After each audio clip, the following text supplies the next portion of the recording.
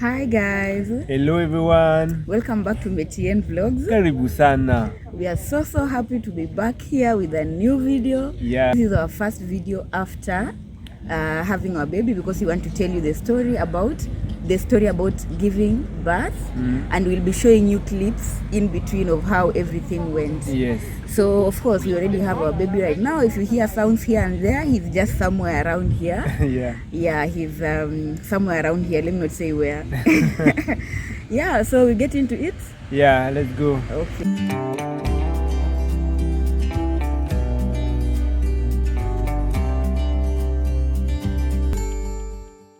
Where to start? We start on Wednesday. So it was on Wednesday night. Morning. Yes, we said in the morning, we're like, we should go and have a walk and call this labor. See, he forgot. He almost forgot. So we had asked our midwife, like, what are some of those things that we can use to bring labor, like to call labor, to bring labor. Yeah. And then she said there's nothing that is guaranteed, but you guys can take a walk, you can sit on the ball and do ball exercises. Yeah. So, but I was afraid. I wanted to start earlier, like at 34 weeks, but then I was like, I don't want to hurry up the baby to come. Let me just wait at least until 38 weeks or so. Yeah, so we bought the ball, and then around 37, 38 weeks, I started sitting on the ball and doing exercises, but I wasn't feeling anything weird. No contraction, nothing. Yeah. Then on the then we actually, a week, on the 38th week, we went to the midwife, and then she of course, when you go to the midwife, she does checks the heartbeat, checks the heartbeat of the baby, everything, just the contractions. Exactly, the contractions. Then she said, hey, the heartbeat is not as strong as she expects it to be during those end days of pregnancy. So what she did, she sent us to the hospital where we are supposed to give birth.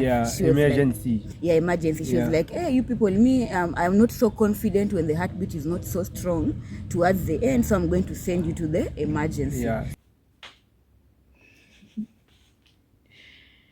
Babazi. Yeah, so we've done the follow-up. Yes. And everything is okay. The baby is moving. We just had to confirm that things are okay. It was basically monitoring the heartbeat of the baby, my pressure, the movement of the baby, Urine test.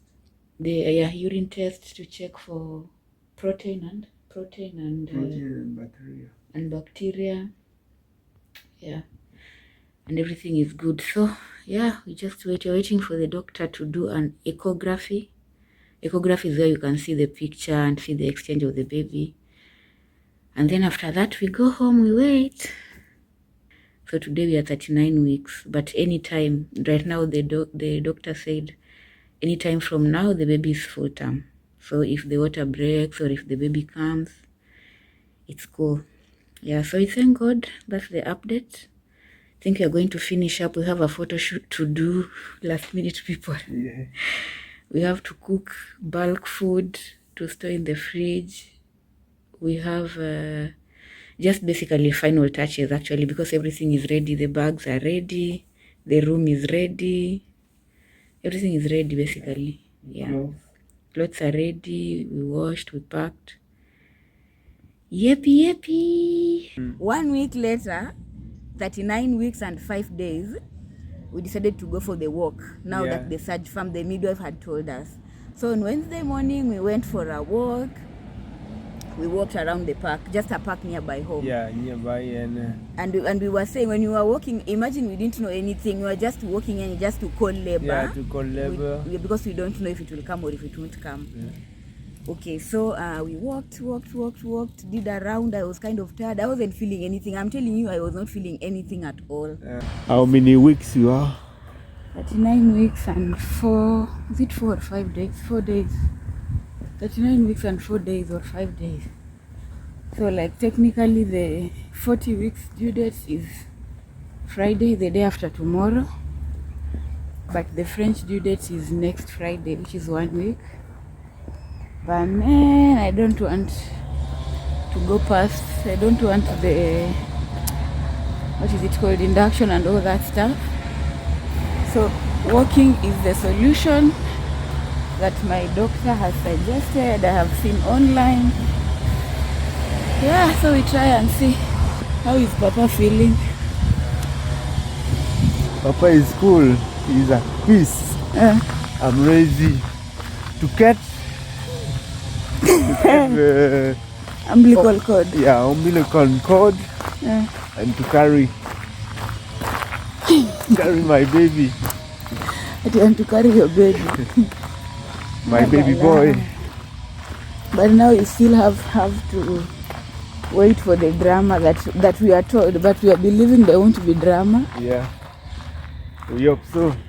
But we know it's gonna be tough during the labor. Tough is you. It's not gonna be tough. It's not gonna be tough for me. Okay, but you know, in life you have to respect the worst. Prepare for the worst. Yeah, prepare for the worst. Then when it's the time to experience it, it's smooth. It was like that. Okay. Then after that, I think you went to work afternoon. I went to work because my work was the afternoon work, so I started at 11 a.m. Yeah, and the work we did it early in the morning, very early in the morning. All right, so he went to work, I went back home, did my things. By this time we had packed everything. In fact, some things were already in the car. We were just ready to go, you know, just remaining last minute things. Then in the evening on Wednesday at around 7:30, I started feeling like cramps, like pregnancy cramps. No, not pregnancy cramps, but period cramps. Yeah, and me, I was just coming home from work because I finished my work at 7 p.m. Around 7 p.m. on that day. Yeah. So when he came home, I was like, I won't tell him because I know him. He will worry. He'll be like, let's call the hospital. She didn't tell me. I didn't like, tell him. The contraction was there, 7:30 p.m. But I didn't tell him. Yeah, you didn't tell me. Yeah, because I had been told that sometimes people have fake contractions. Then when you have fake contractions, they can even take like 2 days. So when I started feeling like sort of contractions, I wasn't sure if they were real contractions because for me I was expecting strong contractions, you know. So for me I was like, is this real contractions or are they fake? Let me just wait. Hey, they didn't end. I was like, let me time. I asked her, my sister, she told me, what you do, you just time and see anyway, even if it's fake or real, you just time. When I started timing, it was already 5 minutes, 7 minutes, like between one contraction and the other was like 5 minutes and 7 minutes. Yeah, irregular. Yeah, irregular but very close to each other. So that's why I thought they were fake contractions. So when it got to around 9 p.m., the same contractions were there in the same manner, 5 minutes, 7 minutes. Here I decided, let me tell hubby. So when I told him, he decided, okay, let's officially time them. So he started recording down to just make sure that this is the record in case we have to show it to the doctor or to explain when we call the hospital. Hey, the contractions they were like kind of, let me say medium. They were not strong, but they were not weak. Because now remember they started at 7:30 and this is like 9:10. Yeah, 9:10. Yeah. So, what were you doing at that time when now you realized that they were kind of 5-7 and they were becoming stronger? What did you start doing? I started packing, arranging the home, like fixing the bed of the baby. Yeah. And then taking things to the car. Yeah, taking things to the final car. Things, the final things like the mother things. Yeah, like for shower at the hospital. Like things. The pillow. The pillow, breastfeeding pillow. The teeny things. Yeah, the sleepers and all that stuff. So me at this time I was laughing at him. I was telling him, hey, you know what?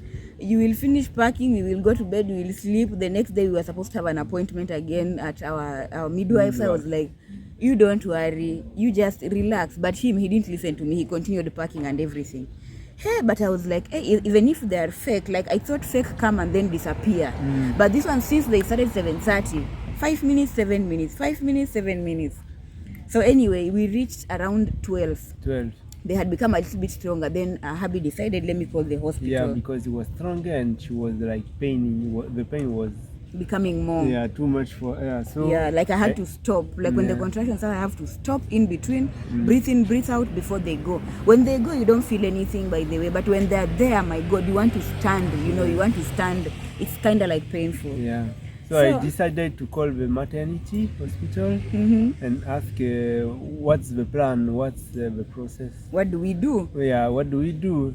So they told us to give painkiller to the mother and go to shower. To take a shower. Yeah, take a hot shower and go to bed. Go to bed. I was like, eh. He was shocked. Even me, pain, I was shocked. like pain. So painkiller, of course, you reduce the pain, but hot shower for what? Yeah, but then even me, I was like, painkiller. Okay, then I won't be feeling contractions if I'm supposed to take painkillers, and then go to bed. Go to bed. Like seriously, you know. Then we say, okay, we listen to the doctors because they are doctors. They know their job since years. Yeah, and then actually, I've heard that when you go to the hospital, you can be returned back home, especially if they've already told you take painkiller, stay home. It's not yet started. Yeah. So you were like, it's okay. Let's just do as they told us. Yeah, because also for the first kid, first baby, the labor is longer. So if you go there to the maternity and they say, no, it's not ready, you go back home. Yeah. So I took the painkiller. Yeah. We were like, let's go to shower. But before going to shower, I passed to the loo, to offset my bladder. My goodness. Hey, I feel like there's something dropping weirdly. This is not pee, something dropped just weirdly. Then I was like, it's weird. Then after that, of course, I paid.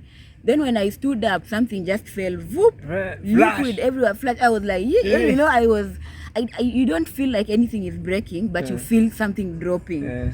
Hey, then just a gush of water flew. So I knew my waters had broken. For those of you who are ladies, you know what water breaking means and all that stuff.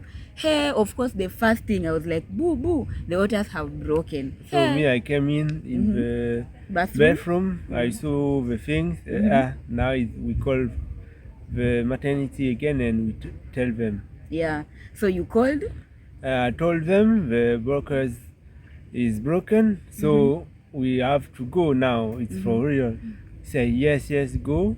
And here they are preparing the room and all the stuff. Yeah, so actually it was a very good idea to call because once you call, they pick your file and they start preparing for you. Everything, the room, the delivery room, even your room. Yeah. You will stay. Yeah, because when you go there, by the way, you'll have to wait like 30 or 40 minutes for them to get your file, prepare the room, get your, put things in order. So it was a good idea to actually call in advance because you were living 20-25 minutes away from the hospital. Yes, sure. And again, it was at night, like midnight, and doctor is sleepy, not sleepy, but they are not active. Yeah, like as compared to the day. So they need to be prepared, put the shoes or the cloth to give birth. Yeah. So we left home at around 12:30 at night, past midnight. Now this is on Thursday morning. Yeah, Thursday morning. Yeah, there was no jam. It was like I was flying. I wanted to fly. My goodness, for sure he wanted to fly because the pain was there and then it goes. Then it's there, then it goes. It continued, but of course because the waters had broken, we were afraid of infection or anything. I was starting to like shiver. So right now our mind was just in the hospital. I couldn't believe our life is going to change from now onwards. I don't know what was going through your mind at that time. Me, it was just the road. You just wanted to get to where you were going. Yeah, get there. We want to go and to proceed the next step. Yeah. 1 a.m. It's 1. Gosh. Okay. So we'll have our baby soon. Yeah. God grace and God powerful hands. Yeah. May His Spirit comes on us and mostly on the baby and the mom. Yeah, I'm just praying that the baby is well because the water has broken. I was actually thinking it's going to be tomorrow or Friday, but let's see what God's plan is.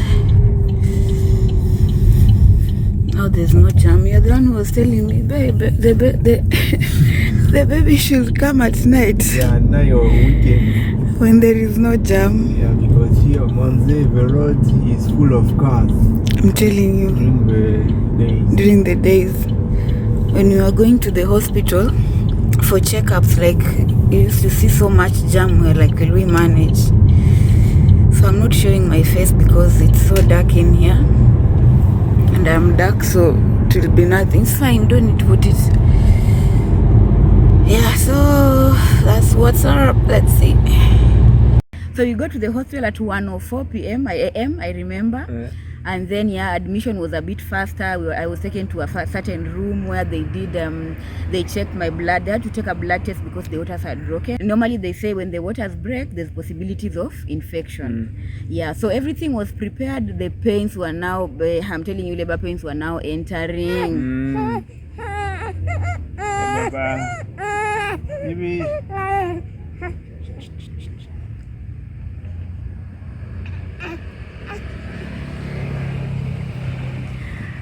Labor pains were now entering, and of course we were using the.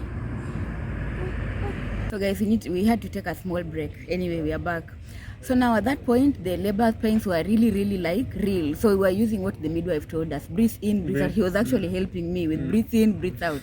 And then they were taking our temperatures after every, I think, 1 hour or 2 hours. Both of us to confirm if you have fever, then they will have to do a COVID test. But without fever and all those symptoms, they didn't do a COVID test, but we kept on our masks all through. Yeah, so at that time they checked dilation. It was only 2 centimeters dilated. Oh my goodness. I was like, I'm supposed to feel this pain until 10 centimeters dilation. No, like 5. They put the epidural at 5 centimeters. At 5 centimeters, but then without epidural, without any medication, up to 10. Like for me, whatever I was feeling at 2, what about feeling the same up to 10? You see, because me, I was like, I need epidural right now, like right this moment. So after checking everything, they prepared now the theater. So the theater is just a room where whether you give birth naturally or you have an operation or whatever kind of birth, you'll give birth in that room. It has everything ready. Machines. It was well equipped. It was a very well equipped place. So they took me there. I think by like 2:30 I was in the room, and then they put me epidural immediately. I was surprised. They didn't even measure again if I had dilated beyond 2 centimeters. I think maybe like I was 3. 3 centimeters they put. Because the dilation was not so fast. So after that, Maisha London, my friends, no pain. You sleep. I even slept all the way. They just told us when you feel anything, you call us. Otherwise, call us when you feel anything or when you want anything. So they leave me and my husband in the room alone. So that was around 3 at night when they put the epidural. Then they have to measure my pressure after every, I think, 1 hour, just to see, am I getting high blood pressure or is there any issue? And then there's a bell there to call if there's an issue. And if I feel like I'm feeling pain, the epidural is not strong, there's a button they gave me, I press. So usually once they put the first dose of the epidural, they put like the minimum or like the average. Yes. So if you're feeling the contractions and they're painful, then you press the button and it adds the medicine to your bloodstream. So that way then it's not so painful. As opposed to when initially it used to be. By the way, initially they used to just put like that. There's no self-regulation. But nowadays they've done a lot of research and there's self-regulation. So they can't put too much and they can't put too little. I think I slept for like 2 hours or so. 2 hours because me, I was awake all I was night. telling him, sleep. He was awake, standing next to me. I'm like, babe, sleep, please. He didn't sleep, of course. Even me, I slept, but not that sleep like you're sleeping at home because you're expecting a baby anytime soon. So at around 5:30, I started feeling pressure. You see pressure, like I told babe, hey, I can feel the baby is coming out. Like I was waiting. I was telling him and he's like, wait. I'm like, I'm the one who's feeling the pressure. Why are you telling me to wait? I'm like, the head is there. I said, call. I told him like 2-3 times, call the doctor. Then he rang the bell. They came. And then they checked dilation. They were like, you know what? You're feeling pressure because you're 10 centimeters dilated. So she went, prepared the last equipment and called the other midwife. And then they came. I rang the bell again because now the pressure was killing me, man. It wasn't painful, by the way, no. It was the pressure. You just feel like you can feel the head, the pressure is there.